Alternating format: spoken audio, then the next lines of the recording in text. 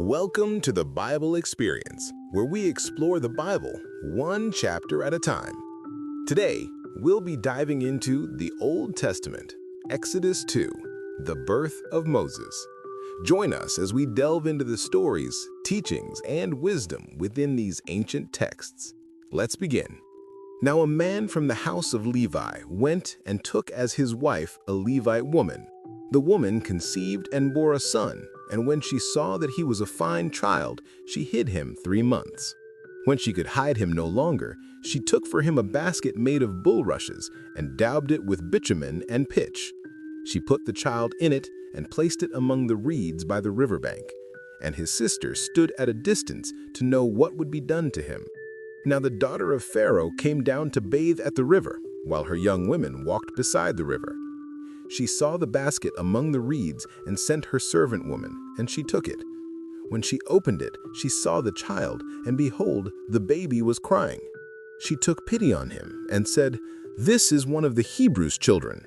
Then his sister said to Pharaoh's daughter, "Shall I go and call you a nurse from the Hebrew women to nurse the child for you?" And Pharaoh's daughter said to her, "Go." So the girl went and called the child's mother. And Pharaoh's daughter said to her, "Take this child away and nurse him for me, and I will give you your wages." So the woman took the child and nursed him. When the child grew older, she brought him to Pharaoh's daughter, and he became her son. She named him Moses, because, she said, "I drew him out of the water." Moses flees to Midian. One day, when Moses had grown up, he went out to his people and looked on their burdens, and he saw an Egyptian beating a Hebrew, one of his people.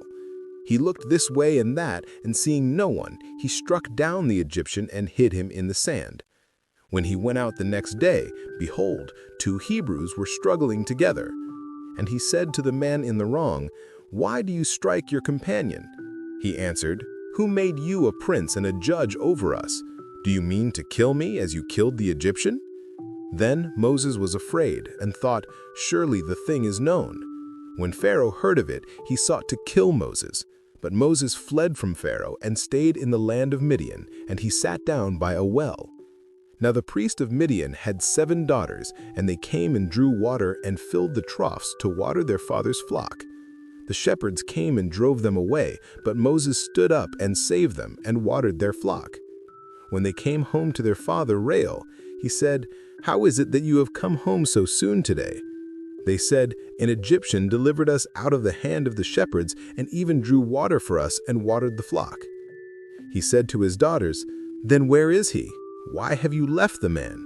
Call him that he may eat bread."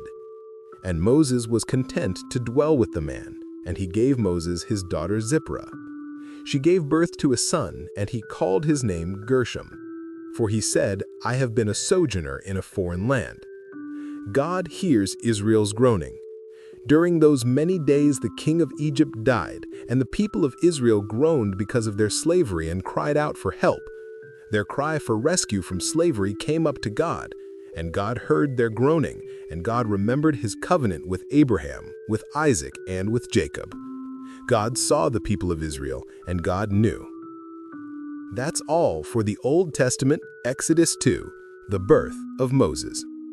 Exodus 2 details the dramatic beginning of Moses' life, who was saved from Pharaoh's decree to murder all male Hebrew infants. His mother placed him in a reed basket on the Nile, where he was discovered and rescued by Pharaoh's daughter, who adopted him and named him Moses, drawn out. As an adult, Moses witnessed the suffering of his people and, in a fit of anger, killed an Egyptian taskmaster who was beating a Hebrew slave. When this act was discovered, Moses was forced to flee Egypt to the land of Midian, where he settled, married Zipporah, and had a son, Gershom. The chapter ends with a solemn note that the Israelites continued to groan under the crushing weight of their slavery, and God heard their cry and remembered his covenant with their ancestors. Thank you for joining us. May God bless you, and we hope you'll join us next time as we continue our journey through the Bible, one chapter at a time.